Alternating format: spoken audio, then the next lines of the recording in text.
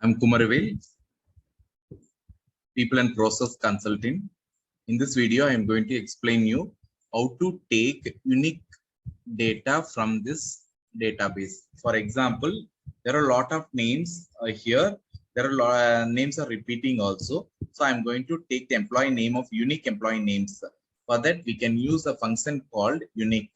Put equal to and then give a function called unique, UNIQUE, and then open a bracket, select entire range, control shift down arrow.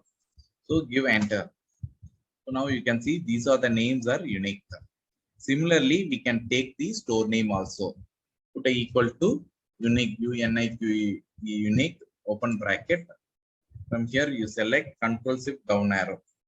So let's see, these are the stores available here in the entire stores. You want to take unique cities.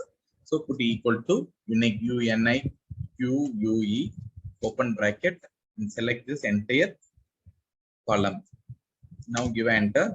You can see the unique cities. These, after selecting this, you can use it for the drop down. But once you've done this, just you select everything and then copy, then paste as a special as a values. So that now you can use it for the validation, like for a drop down purpose, we can use this.